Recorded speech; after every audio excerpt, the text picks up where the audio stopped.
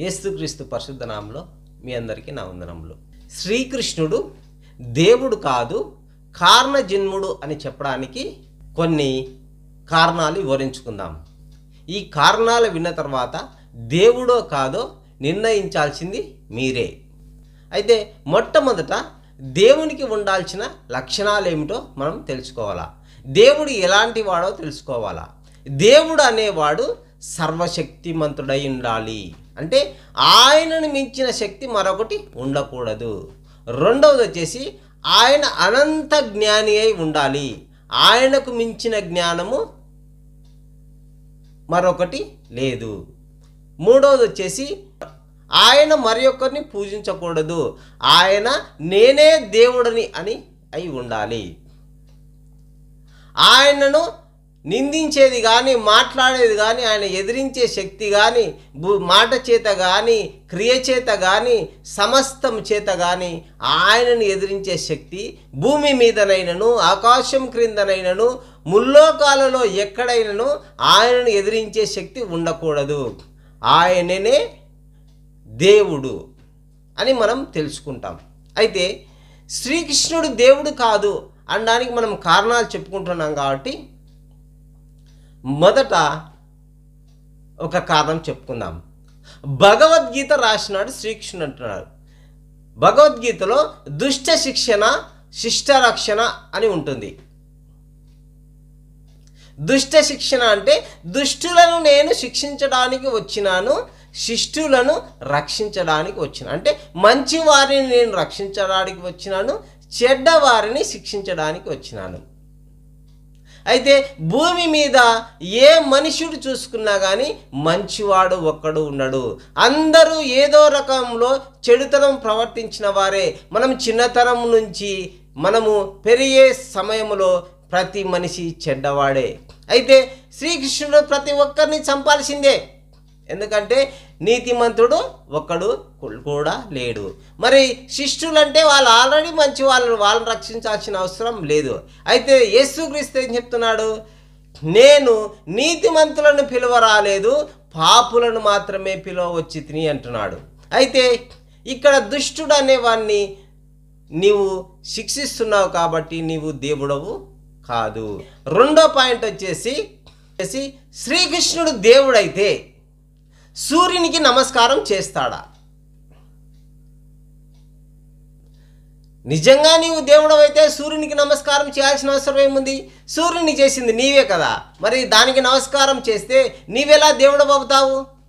ఒక దినము ఉదయాన శ్రీకృష్ణుడు సూర్య నమస్కారం చేస్తుండగా గయుడు ఆకాశ మార్గాన వెళ్తూ పొరపాటున కిల్లి కింద వేసినాడు. ఆ కింద వేసినప్పుడు సరాసరి వచ్చి శ్రీకృష్ణుని చేతిలో పడింది. సూర్యునికి వందనం చేస్తున్న శ్రీకృష్ణు చేతిలో పడితే శ్రీకృష్ణుడు శపథం చేసినాడు, ఇతన్ని నేను చంపుతాను అని. మరి ఇది అందరికీ తెలిసిందే. అతడు అర్జునుడి దగ్గరికి వెళ్ళడం, అర్జునుడు సహాయం కోరడం, అర్జునుడు శ్రీకృష్ణునితో ఎదిరించడం. మరి నీవు దేవుడవైతే మేము ఇద్దరిలో ఎవరు ఎక్కువ కాదు, ఇద్దరు సమానమే అని నిరూపించుకున్నావు. మరి ఇద్దరు సమానమే అని నీవు నిరూపించినప్పుడు నీవు దేవుడవు ఎలా అవుతావు? నీవు మానవుడవే, ఏమంటే కొంత శక్తి కలవాడవు. నీవు కారణజన్ముడవే, ఎందుకంటే అర్జునుడు నీవు ఇద్దరూ సమానమే. ఇక్కడ దైవత్వం ఎక్కడుంది? దేవుని శక్తి ఎక్కడుంది? ఒక ఉంగరం కోసము జాంబవంతుని చంపినావు, ఏం నువ్వు దేవుడవు కాదా? నువ్వు ఒక మాట చెప్తే జాంబవంతుడు ఇవ్వలేడా? అయితే ఇక్కడ కూడా దేవుడు కాదు. నీవు ఏకలవ్యుని సుదర్శన చక్రం ఉపయోగించి చంపినావు. మరి ఏకలవ్యుని చంపడానికి నీకు సుదర్శన చక్రం అవసరమైందా? నీవు దేవుడవు కాదా? నీ మాట చెప్తే అతడు చనిపోడా?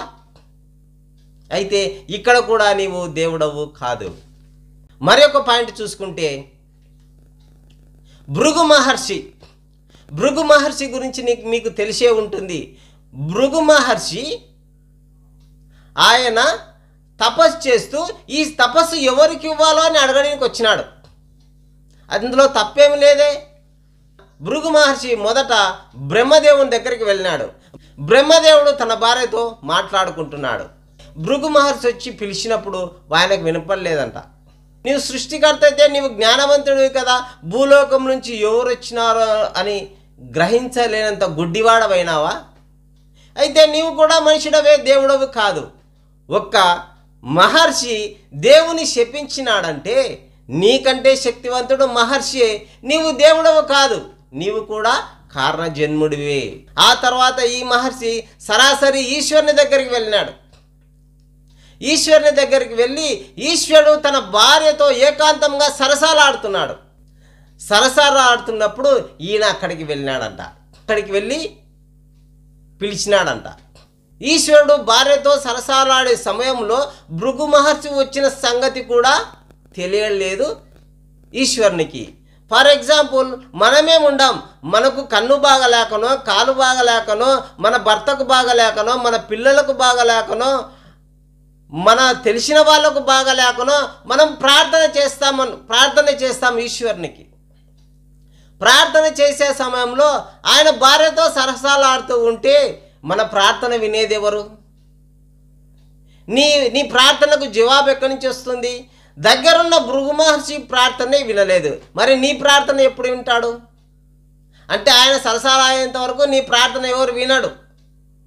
అంటే నీ ప్రార్థన గాలిలో కట్టిన మేడలే. అంటే నీ ప్రార్థన వినేవారు లేరు, నీకు ప్రతిఫలం దొరకదు. అదే యేసుక్రీస్తు ఏమంటున్నాడు? నిన్ను కాపాడువాడు కునుకడు, నిద్రపోడు అని యేసుక్రీస్తు చెప్తున్నాడు.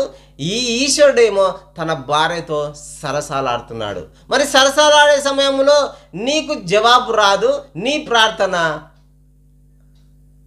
గాలిలో కట్టిన మేడనే అవుతుంది, గాలిలో పెట్టిన దీపమే అవుతుంది. నా సహోదర ఆలోచించాలి. ఒక భృగు మహర్షి ఈశ్వరుని శపించినాడు. నీవు నిజంగా దేవుడవైతే, నీకు శక్తి ఉంటే, నీ శక్తికి మించిన మరొక శక్తి ఉండకూడదు. మరి నిన్నే శపించినాడంటే నీకంటే శక్తివంతుడు ఈ భృగు మహర్షి. అయితే నీవు దేవుడవు కాదు, కారణ జన్ముడివే అని తెలుస్తూ ఉంది. అయితే భృగు మహర్షి ఇక్కడి నుంచి బయలుదేరి ఆయన విష్ణువు దగ్గరికి వెళ్ళినాడు. విష్ణువు కూడా తన భార్యతో సరసాలాడుతున్నాడు. మరి విష్ణువు తన భార్యతో సరసాలాడితే భృగు మహర్షి ముందుగానే కోపంతున్నాడు. పోయి పిలిచినాడు, పలకల. మరి రొమ్మున కాలుతో తన్నాడు. ఒక దేవుణ్ణి కాలితో తన్నంత శక్తి ఒక ఋషికి ఉంది. మరి నీవు దేవుడవైతే నువ్వు అతన్ని శపించాల్సింది పోయి అతన్ని కాళ్ళు పట్టుకున్నావు. మరి ఒక భార్య ముందు ఒక వేరే అతను వచ్చి తన భర్తను కాలితో తంతే మనిషికి ఎంత చిన్న చూపు. మనుషులమైన మనమే మన భార్య ముందు మనను ఒకటి కొడితే మన హృదయం చూక్కుమంటుంది. కానీ అతని హృదయం చూక్కుమనలేదు, లేచి అతని కాళ్ళు పాదాలు ఒత్తినాడు. మరి దేవుడు అయిన నీవు ఒకరికి తల వంచినావు. నీవు సర్వశక్తిమంతుడవైతే భృగు మహర్షి కాళ్ళు ఎందుకు పట్టుకున్నావు? ఓహో, అతని అరికాళ్ళ కన్ను ఉందనా? అయితే నీకంటే అతనే శక్తివంతుడు, నీవు దేవుడవు కాదు, నీవు కారణ జన్ముడివే. ఎందుకంటే నీవు శక్తిహీనుడివే, నీవు బలహీనుడివే, భార్యలకు బలహీనుడివే. ఇంకేం చేసినాడు? చిన్నపిల్లలప్పుడే చీరలు ఎత్తుకుపోయినావు. ఇదేనా నువ్వు మనుషులకు నేర్పించే నీతి? ఇంకా ఏం చేసినాడు?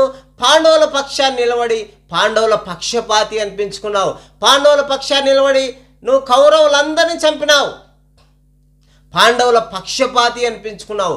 పాండవుల కోసము కుయుక్తులు పన్నావు. పాండవుల కోసము ఎన్నో రహస్య కార్యాలు చేసినావు. పాండవుల కోసం నువ్వు చేయనిదంటూ ఏదీ లేదు. నీవు నిజంగా దేవుడవైతే నీవు పక్షపాతం చూపుతావా? ఇన్ని లోపాలు నీలో ఉంటే నువ్వు దేవుడవేలా అవుతావు? నీవు కారణ జన్ముడివే. అంటే నువ్వు పాండవుల కోసం జన్మించినావు. నువ్వు లేకపోతే పాండవుల చరిత్రనే లేదు. నిజంగా శ్రీకృష్ణుడు దేవుడైతే ఇంతటి బలహీనుడా? ఇంతటి పక్షపాత? ఇంతటి శక్తిహీనుడా? మనం ఆలోచించాలా. నిజంగా మనం ఇంకా చెప్పుకుంటూ పోతే కారణాలు చాలా ఉన్నాయి. కాబట్టి దీనిని బట్టి తెలుసుకుంటే శ్రీకృష్ణుడు దేవుడు కాదు, కారణ జన్ముడే, మనలాగా మనిషే. ఏమంటే కొన్ని శక్తులు ఉన్నాయి అంతే, కానీ ఈయన దేవుడు కాదు.